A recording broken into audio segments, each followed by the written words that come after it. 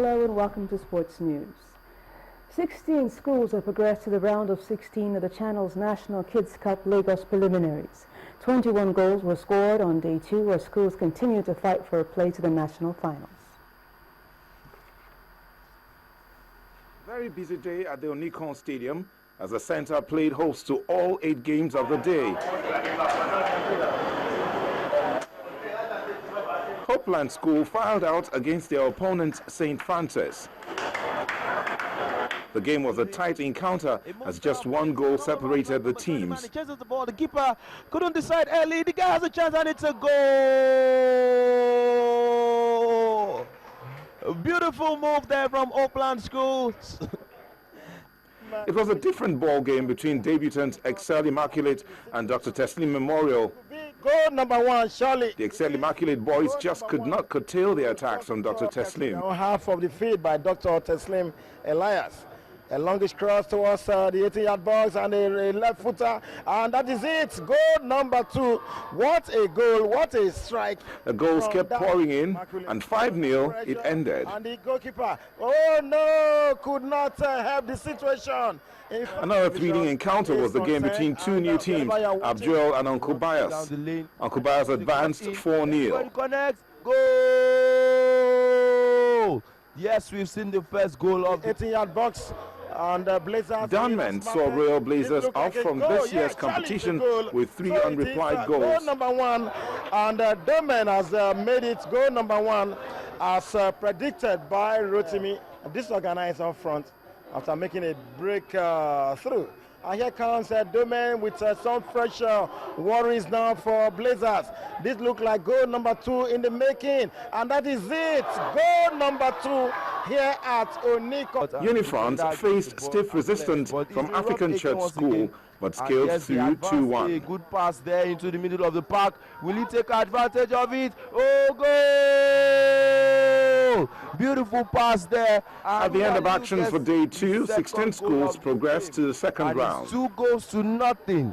Unifrance, of course, taking the lead all the way from Ikorodu at Onikon Stadium against African Church.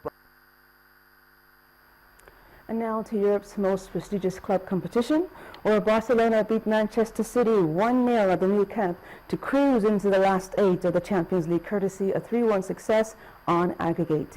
Already leading 2-1 from the first leg of their last 16 tie, Barca tore through the City defense from the start as Neymar hit the post early on. Messi set up Ivan Rakitic, who lobbed Joe Hart for a first-half goal.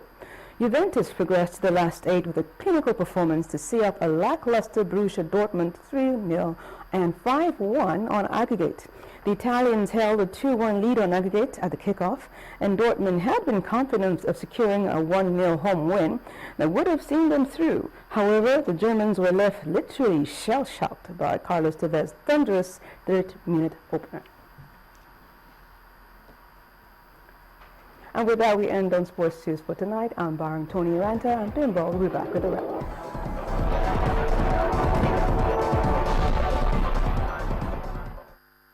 This is.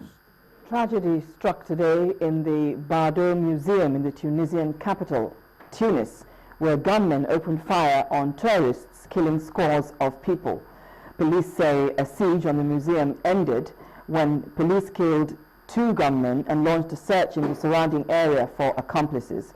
Victoria Doe has more on this in the day's summary of stories on the foreign scene. In Tunisia, gunmen have stormed a museum in the capital, killing several foreign tourists and Tunisians. Reports say tourists from several European countries were taken hostage. The shooting happened at the Bardo Museum, which is next to the Parliament building. Israeli Prime Minister Benjamin Netanyahu is now in his 4th term in office as the right-wing Likud party has emerged victorious in the elections. Analysts had predicted a standoff, but the all votes counted results gives Likud a clear lead over its main rival, the center-left Zionist Union. 7 Serbian men have been arrested in connection to the killing of over 1,000 Muslims at a warehouse on the outskirts of Srebrenica. The men were the first to be arrested by Serbia for carrying out the massacre in July 1995. whether it's constitutional or not. The president of Sierra Leone, Ernest Bai Koroma, has sacked his vice president, Samuel Sam Sumana, for seeking political asylum in a foreign embassy. The president's office said in a statement that he was sacked because he abandoned his duties. On Saturday, the vice president had asked the U.S. for asylum and speculations that his life was in danger. The constitutionality of the action of the president is still in question, but analysts say there is no doubt that the president's decision is controversial. And that's all on the Foreign News Wrap-Up. And the main news again. The chairman of the Independent National Electoral Commission, Professor Tahiru Jega, has reaffirmed the Commission's preparedness for the 2015 general elections.